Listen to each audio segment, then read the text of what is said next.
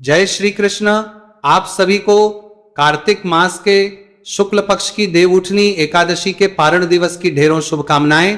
प्रिय दर्शकों, आज के इस वीडियो में हम बात करेंगे कि देवउठनी एकादशी जो आपने व्रत किया है उसका पारण कब करें, पारण किस विधि से करना चाहिए, पारण की पूजा कैसे करनी है, भगवान को क्या भोग लगाना है, क्या मंत्र रहेगा और किन नियमों का हमें पालन करना चाहिए।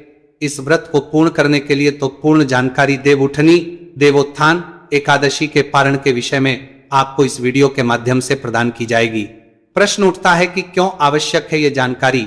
शास्त्र कहते हैं कि जब आप व्रत का पारण नहीं करते हैं तो उससे केवल आपको 30% पुण्य ही प्राप्त होता है, 70% आपका जो पुण्य है व्रत का वह नष्ट हो जाता है।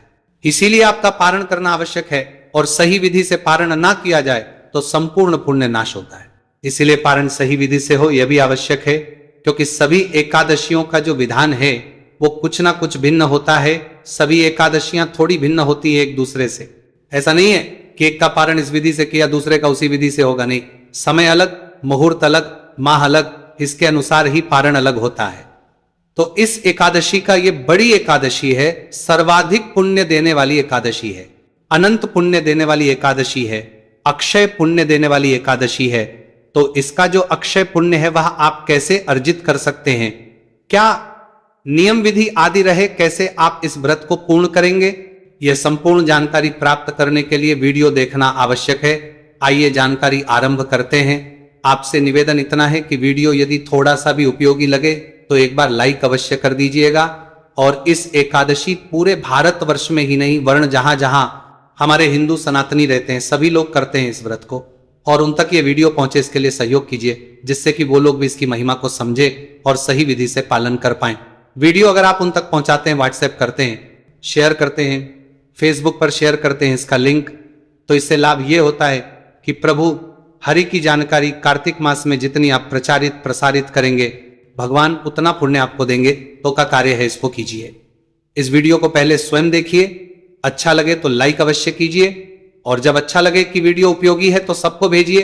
अधिक से अधिक लोगों के साथ इस वीडियो को शेयर कीजिए, साझा कीजिए, जिससे कि सभी लोग सही जानकारी का लाभ ले पाएं और प्रभु की सही प्रकार से भक्ति करके उनके व्रत को सही विधि से पूरा कर पाएं।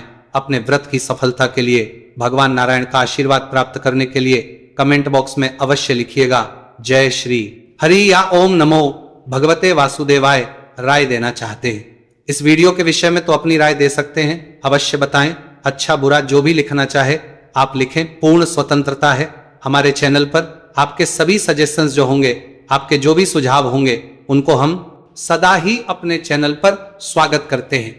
आप देख रहे हैं सनातन धर्म का संसार ज्योतिष संस्थान का प्रतिष्ठित यूट्यूब चैनल सनातन धर्म का संसार धार्मिक। हम यहाँ सभी व्रत और त्योहारों की सही शास्त्रीय जानकारी प्रदान करते हैं। ज्योतिष शास्त्र और के आधार पर आपको बताते हैं कौन सी तिथि कब है, व्रत आदि कैसे करना है, क्या विधि है, क्या नियम है और क्या गलती नहीं करनी है। यदि आप सभी व्रत और त्योहारों की सही शास्त्रीय जानकारी पाते रहना चाहते हैं तो कृपया चैनल को भी सब्सक्राइब कीजिए और बेल आइकन को प्रेस कीजिए।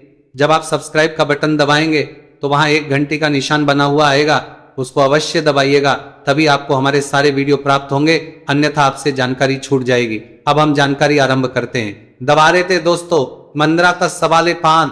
बात करते हैं कि इस एकादशी का व्रत पारण कैसे करेंगे। देखो आपने व्रत किया है 3 तारीख को, क्या समय, क्या मुहूर्त, क्या नियम, क्या विधि, आइए जानकारी आरंभ करते हैं। बात करते हैं कि इस एकादशी का व्रत पारण कैसे करेंगी। और एक और बड़ा प्रश्न बहुत सी माताएं बहनें जो कार्तिक स्नान कर रही होंगी इसी के साथ भी शुरू करेंगी और एकादशी के व्रत का पारण भी उतना ही महत्वपूर्ण और आवश्यक है। इसीलिए किस विधि से आप इस एकादशी का पारण करें जिससे कि आप भीष्म पंचक का व्रत भी पूर्ण कर पाएं और इसके पारण का फल भी प्राप्त कर पाएं। प्रिय दर्शकों, ये जो एकादशी है कार्तिक मास शुक्ल पक्ष, इसका नाम देवोत्थान एकादशी भी है, देवोठिनी एकादशी भी है, हरि प्रबोधिनी और देव प्रबोधिनी एकादशी भी है। यह अत्यंत कल्याणकारी है। इसका व्रत सर्वाधिक पुण्य देने वाला है। इस दिन किया जाने वाला दान, पुण्य, जप, तप सब कुछ अक्षय देता है।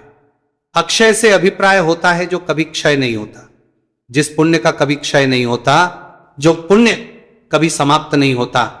ऐसा पुण्य इस व्रत के करने से प्राप्त होता है। ऐसा पुण्य इस दिन जप तप दान आदि करने से प्राप्त होता है। ऐसा पुण्य इस दिन जो भी आप सत्कर्म करते हैं उनका प्राप्त होता है। इसीलिए यह एकादशी महत्वपूर्ण है और उतना ही महत्वपूर्ण हो जाता है।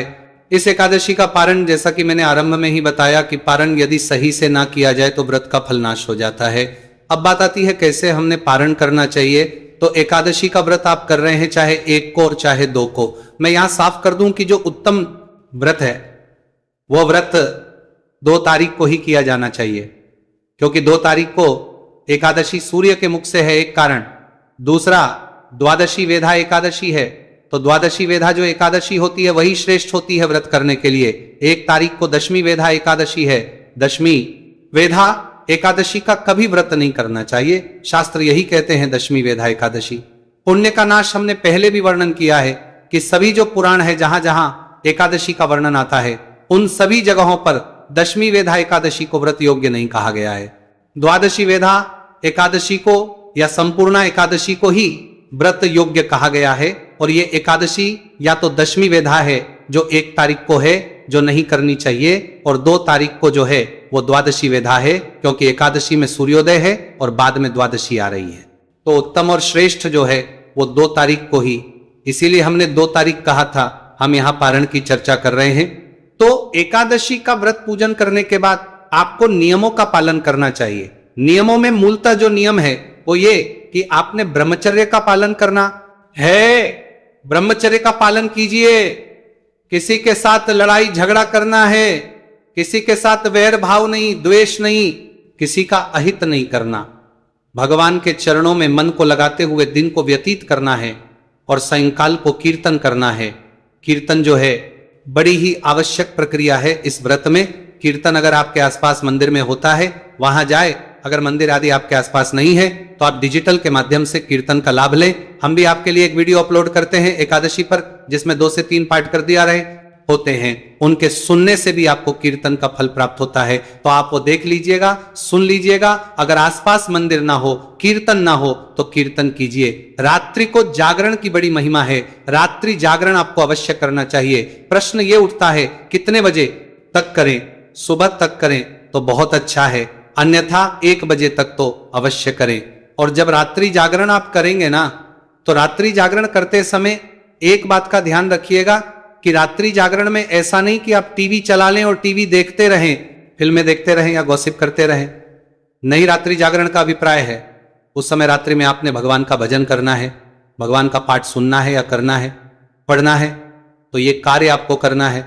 उस रात्रि जागरण में भगवान का नाम लेना है, नाम जप करना, विष्णु शास्त्र नाम आदि अनेक पाठ हम आपके लिए अपलोड करते हैं। उनको श्रवण कीजिएगा और उनको सुनते हुए रात्रि का समय व्यतीत कीजिएगा। 1 बजे तक तो अवश्य कर ही लीजिएगा। जब आप व्रत कर रहे हैं रात्रि जागरण कीजिएगा। इसमें पृथ्वी पर शयन का नियम भी, अगर आप पृथ्वी पर शयन कर सके तो बड़ा उत्तम है। और अगले दिन आपको सूर्योदय से पहले पारण के लिए उठ जाना चाहिए। सूर्योदय से पहले पारण के लिए उठ जाएंगे, स्नान आदि कीजिए, स्वच्छ वस्त्र धारण कीजिए। स्वच्छ वस्त्र धारण करने के बाद आप पारण दिवस ये पूजन करेंगे, पारण के दिन का पूजन करेंगे और पूजन करने के पारण करेंगे। पारण किस चीज से करना है? जो कर रहे हैं उनको पारण कैसे करना है ये बताएं। उससे पहले अब हम पूजन कर लेते हैं स्नान आदि से निवृत्त होके। और जो आपका पूजा क्षेत्र है, पूजा का स्थल है, जहां आपने एकादशी का पूजन किया होगा, अगर आपने हमारी बताई विधि से पूजन किया है तो आपने चौकी स्थापित की होगी और चौकी स्थापित करके वहां भगवान की स्थापना करके आपने पूजन किया होगा।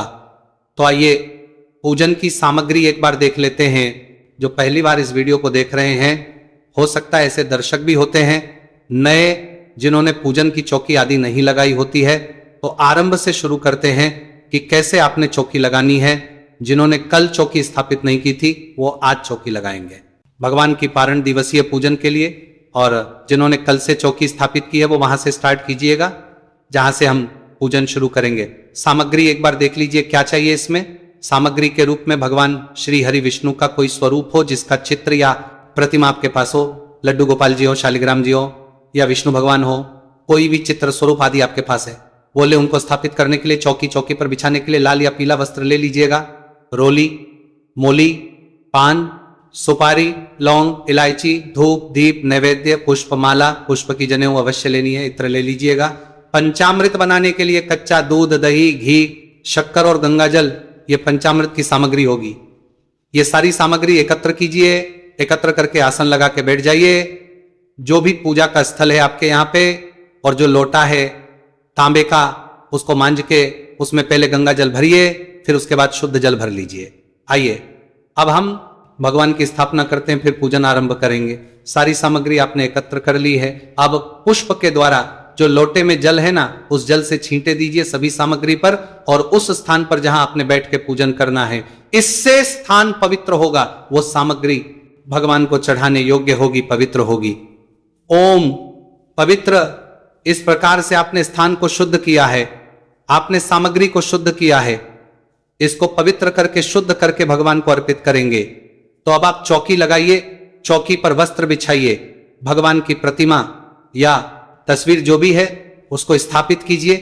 उनके सीधे हाथ की ओर घी का दिया रखिए, अगर घी का दिया है तो तेल का दिया जला रहे हैं तो उलटे हाथ की ओर रखिए, और उसके विपरीत दिशा में धूप रख दीजिए।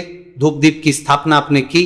अब आप 3 बार करेंगे तो अपने सीधे हाथ में एक एक मंत्र पर एक एक चम्मच जल लेंगे और उसको पी जाएंगे। जल लीजिए, ओम माधवाय नमः पी जाइए। जल लीजिए, ओम केशवाय नमः पी जाइए। ओम नारायणाय नमः जल लीजिए। ओम हर्षिकेशाय नमः पी जाइए। ओम हस्तो प्रक्षालन नमः। हाथ धो लीजिए। हाथ धोने के बाद अपने आप को तिलक कीजिए, मौली बांधिए। अब आप पूजन के लिए तैयार हैं। भगवान के सामने रखे हुए दीपक को प्रज्वलित और धूप को प्रज्वलित कीजिए। अब भगवान को आप एक एक मंत्र पर एक एक चम्मच जल अर्पित करेंगे। भगवान के सामने एक पात्र रख दीजिए, कटोरी रख दीजिए। जैसे कि जो आप पूजा की सामग्री अर्पित करेंगे उसी पात्र में चढ़ाएंगे तो इधर उधर वो सामग्री फैलेगी नहीं। एक एक चम्मच जल आप अर्पित करेंगे, भगवान का पहले अर्थात कराएंगे, अर्घ्य देंगे, कराएंगे। ओम नमो नमः। कार्तिक 1 चम्मच जल लीजिए और पद के रूप में भगवान को अर्पित कीजिए। अर्घ्य के रूप में 1 चम्मच जल लीजिए और भगवान को अर्पित कीजिए। के रूप में 1 चम्मच जल लीजिए, भगवान को अर्पित कीजिए। अब भगवान को स्नान कराएंगे। स्नान कराने के लिए के माध्यम से जल के छींटे दीजिएगा, स्नान कराइए। फिर आप पंचामृत से स्नान कराएंगे तो पंचामृत बना लीजिए। पंचामृत बना के उसको फूल पे लगा लीजिएगा और वह भगवान को अर्पित कर दीजिएगा। और यदि प्रतिमा है तो अच्छे से शालिग्राम भगवान है, लड्डू गोपाल जी हैं तो उनको अच्छे से अभिषेक कराइए, पंचामृत से नहलाइए। ओम नमः नमः सतयोतक शुद्ध योधक स्नान कराएंगे शुद्ध जल से, तो आप शुद्ध जल से नहलाइएगा। और तस्वीर पर पूजन कर रहे हैं तो शुद्ध जल से पुष्प के माध्यम से छींटे दीजिएगा। शुद्ध योधक स्नान, इस प्रकार से भगवान को आप शुद्ध जल से स्नान कराया। स्नान करा के वस्त्र अर्पित कराते हैं भगवान को, तो वस्त्र पहनाएंगे। वस्त्र के रूप में मौली का एक टुकड़ा दीजिएगा और वो अर्पित कीजिएगा। मौली तोड़ के पवित्र अर्पित करेंगे। जनेऊ लीजिए, जनेऊ को माथे से तिलक कर लीजिए और फिर आप भगवान को अर्पित कीजिए। यज्ञ पवित्र अर्पित कीजिए। यज्ञ पवित्र के बाद इत्र लगाएंगे तो इत्र को फूल पर लगा लीजिए या रुई पर लगा लीजिए, फिर चढ़ाइए, इत्र अर्पित कीजिए भगवान को। इत्र अर्पित के बाद प्रभु को मादी से तिलक कीजिएगा, चंदन लगाइएगा, तिलक कीजिए और फिर पुष्प अर्पित करेंगे। माला है, माला पहनाइएगा, पुष्पम समर्पण माला, माला पहनाइए प्रेम से भगवान को। माला पहनाने के बाद पुष्प अर्पित करने के बाद अब आप वासुदेव को धूप दिखाएंगे और दीप दिखाएंगे। धूप दिखाइए, दीप दिखाइए और नैवेद्य अर्पित कीजिए। नैवेद्य के रूप में आज के दिन आप विशेष रूप से मखाने की खीर बनाए तो बड़ा कल्याणकारी है। अन्यथा आप फल ले सकते हैं, फल ना हो तो मिश्री ले सकते हैं, या कोई भी मिठाई हो तो वो ले लीजिएगा, वो भगवान को नैवेद्य के रूप में अर्पित कीजिएगा। इसके बाद तो 1 चम्मच जल लीजिए और भगवान को अर्पित कीजिए, समर्पित कीजिए। भगवान को कराने के बाद अब तांबुल अर्पित करेंगे। तांबुल अर्पित करने के लिए पान का पत्ता लीजिए, उस पर 2 लौंग, 2 इलायची और 1 सुपारी रखिए, उसका पान का बीड़ा वो अर्पित करेंगे। या फिर आप मीठा पान भी ला सकते हैं, वो भी अर्पित कर सकते हैं। जो भी आप दक्षिणा अर्पित करना चाहते हैं वह दक्षिणा हाथ में लीजिए, भगवान को अर्पित कीजिए, नमस्कार कीजिए भगवान को। के दिन आपको तुलसी माता की कथा सुननी चाहिए। कथा हम आपके लिए चैनल पर अपलोड करेंगे, उस कथा का लाभ लीजिएगा।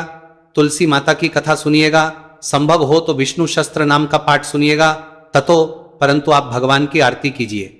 ओम जय जगदीश हरे से आरती कीजिएगा। आरती करके पारण में जो भोग लगाएंगे ना भगवान को, वो आप या तो घर में जो भी सात्विक भोजन बनाए उसका भोग लगा सकते हैं, कोई दोष नहीं है। जो भी सात्विक भोजन आप घर में बना लें बिना लहसुन के आजादी का, या विशेष से मखाने की खीर का भोग आज के लिए बना सकते हैं। आप मखाने की खीर अगर बनाए तो उसका भोग लगा सकते हैं। पीले चावल का विधान भी है, पीले चावल का भोग भी लगाया जा सकता है, क्योंकि पारण वाले दिन भगवान को विशेष रूप से चावल अर्पित होता है।